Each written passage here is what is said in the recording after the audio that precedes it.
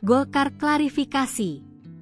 Bahlil tak pernah perintahkan lapor akun pembuat meme. Wakil Ketua Umum Partai Golkar, Idrus Marham mengatakan, Ketua Umum Bahlil Lahadalia tak pernah memerintahkan kader untuk melaporkan akun media sosial, medsos, yang diduga menghinanya. Laporan tersebut dilayangkan Angkatan Muda Pembaharuan Indonesia, AMPI, dan Angkatan Muda Pemuda Golkar, AMPG.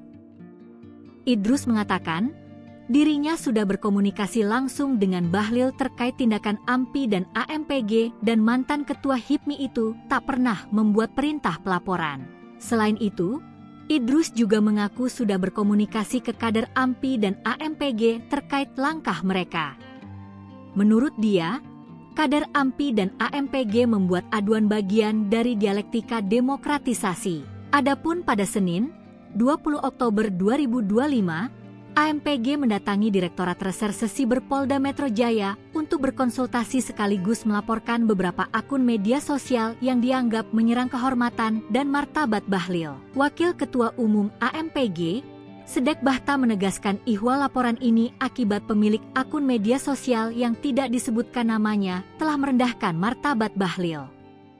Sedek membawa sejumlah barang bukti berupa tangkapan layar konten yang menyerang Bahlil. Para pemilik akun tersebut disangkakan melanggar pasal 27 dan 28 Undang-Undang Informasi dan Transaksi Elektronik (UITE) serta pasal 310 KUHP tentang pencemaran nama baik dan penghinaan.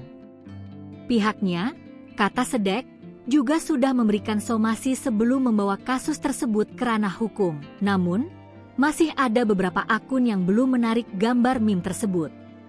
Sedikitnya ada 5 hingga 7 akun yang dilaporkan dalam tahap awal ini. Jumlah itu masih bisa bertambah sebab pihaknya masih menelusuri akun-akun lain yang turut menyebarkan konten serupa.